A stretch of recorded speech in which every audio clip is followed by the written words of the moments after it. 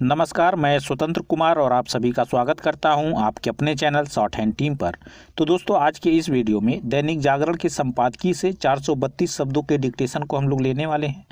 इसे हम लोग दो अलग अलग स्पीड में लेंगे। पहली बार में इसे हम लोग 70 की स्पीड में लिखेंगे, दूसरी और आखिरी बार में इसी डिक्टेशन को हम लोग 80 की स्पीड में लेने वाले हैं।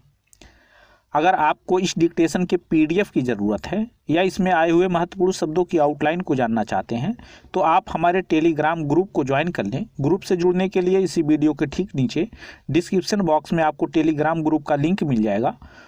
उस पर क्लिक करके आप ग्रुप को ज्वाइन कर सकते हैं। वहां से ग्रुप ज्वाइन करने में अगर आपको कोई भी प्रॉब्लम आ रही है तो सीधे आप अपने मोबाइल में टेलीग्राम ऐप को ओपन करें और वहां शॉर्ट हैंड टीम को सर्च करके भी ग्रुप से जुड़ सकते हैं और पीडीएफ को प्राप्त कर सकते हैं। तो 70 की स्पीड में आपका डिक्टेशन स्टार्ट होगा 5 सेकेंड के बाद। तब तक के लिए आप रेडी रहें।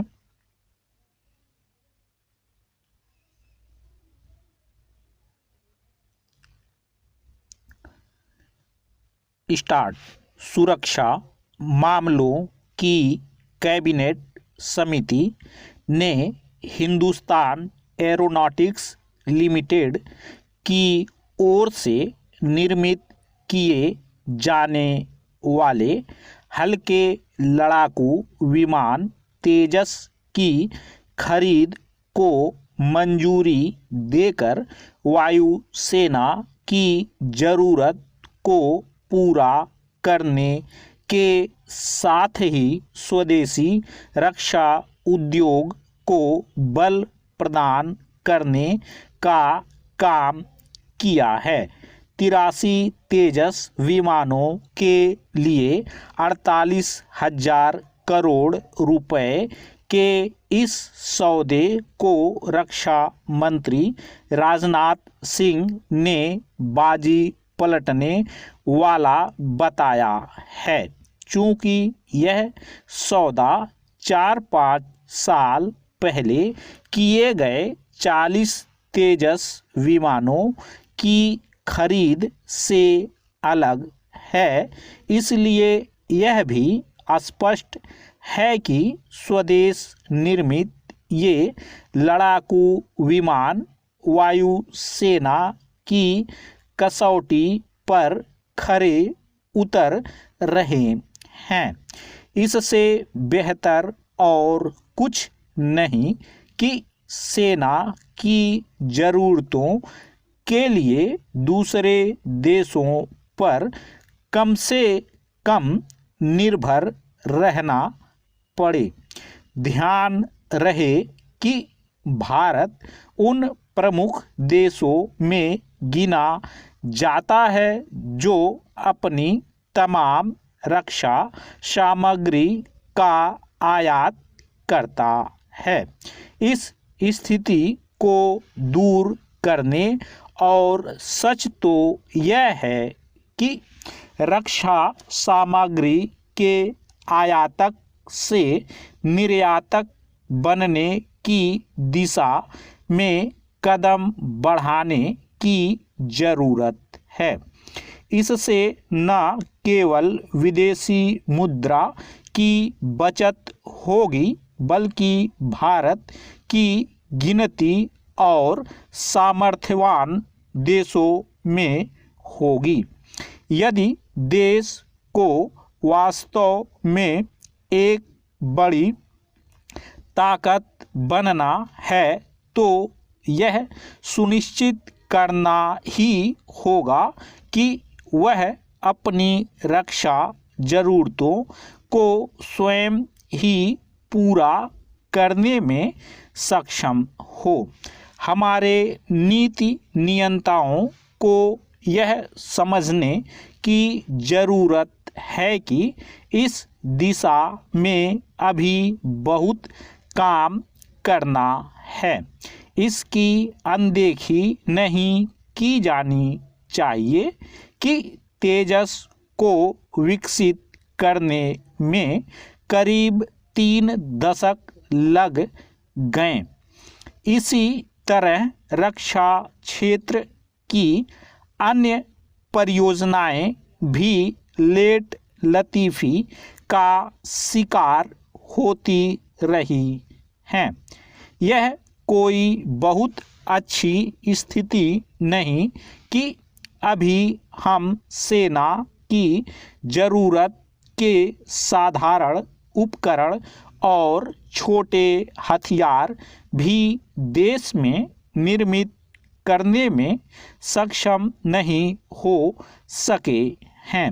निसंदेह तेजस एक कारगर लड़ाकू विमान साबित हो रहा है, लेकिन यह तथ्य ध्यान में रहे तो बेहतर कि उसमें लगे कुछ उपकरण दूसरे देशों के हैं। स्पष्ट है कि अगला लक्ष्य उसे पूरी तौर पर स्वदेशी और साथ ही कहीं अधिक उन्नत बनाने का होना चाहिए। यह संभव है यदि हमारे विज्ञानियों और तकनीकी विशेषज्ञों का भरपूर प्रोत्साहन दिया जाए। यदि भारत अंतरिक्ष विज्ञान में अपनी छाप छोड़ सकता है और हर तरह की मिसाइलों के निर्माण में सक्षम हो सकता है, तो फिर इसका कोई कारण नहीं कि अन्य प्रकार की रक्षा सामग्री तैयार करने में पीछे बना रहे। यह सही है कि स्वदेशी रक्षा उद्योग को बढ़ावा देने के लिए तमाम नीतियां बनाई गई हैं, लेकिन यह सुनिश्चित करने की आवश्यकता बनी हुई है कि उनके सकारात्मक नतीजे जल्द से सामने आएं। स्टॉप।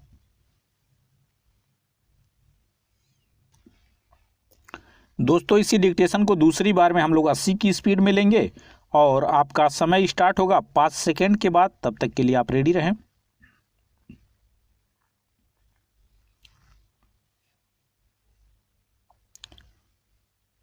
स्टार्ट।